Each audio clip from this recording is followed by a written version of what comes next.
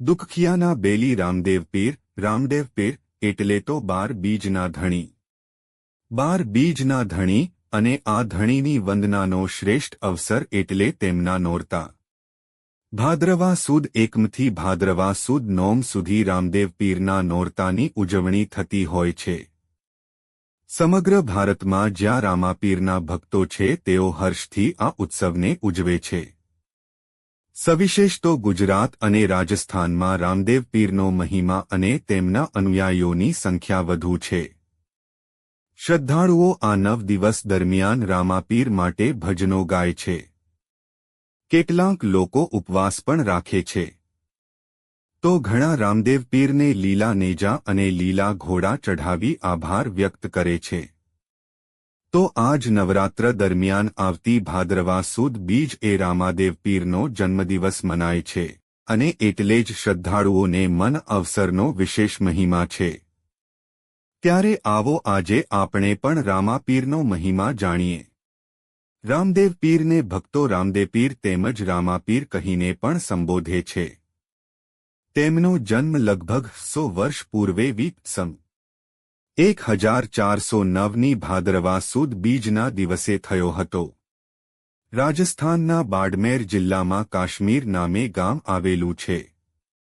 આજે આ સ્થાન રામદેવરા તરીકે પ્રસિદ્ધ છે. કહે છે કે ત્યાં માતા મીણદેવી અને પિતા અજમલરાયને ત્યાં સ્વયં દ્વારિકાધીશે પુત્ર રૂપે પ્રાગટ્ય કર્યું હતું. અજમલરાય મહાદેવના પરમ ભક્ત અને પોકરણના રાજવી હતા. તેમને કોઈ સંતાન ન હોય તેઓ કાશી વિશ્વનાથના દર્શને ગયા. જ્યાં તેમની ભક્તિથી પ્રસન્ન થઈ શિવજી તેમના સ્વપ્નમાં આવ્યા અને તેમની મનોકામના પૂર્તિ માટે દ્વારિકા જવા નિર્દેશ કર્યો. અજમલરાય પત્ની મીનળદેવી સાથે દ્વારિકાધીશને ધામ પહોંચ્યા. દંતકથા એવી છે કે ભગવાનને રીઝવવા અજમલરાયે સમુદ્રમાં છલાંગ લગાવી દીધી. સમુદ્રની અંદર રહેલી પ્રાચીન બેટ દ્વારકામાં તેમને સાક્ષાત શ્રીહરિના દર્શન થયા.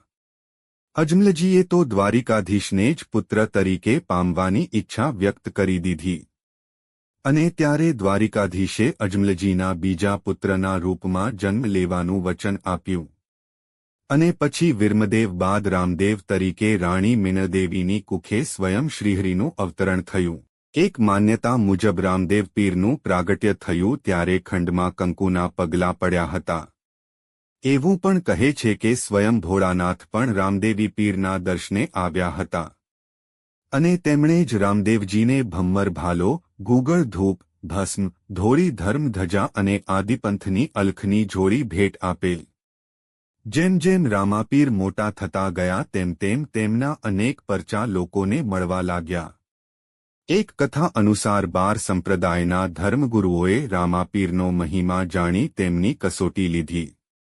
અને એક જ સમયે પોતાને ત્યાં પાટમાં પધારવા આમંત્રણ આપ્યું. રામાપીરે 12 સ્થાન પર એક જ દિવસે અને એક જ સમયે હાજર રહી તેમનો પરચો પૂર્યો. 12 ધર્મગુરુઓએ સભા બોલાવી રામાપીરનો જયકાર કર્યો અને 12 બીજના ધણીનું નામ આપ્યું. ઉલ્લેખનીય છે કે દર માસની સુદ પક્ષની બીજ રામાપીરને સમર્પિત છે. અને આ દિવસે તેમના દર્શનનો, તેમના ભજનોનું વિશેષ મહત્વ છે.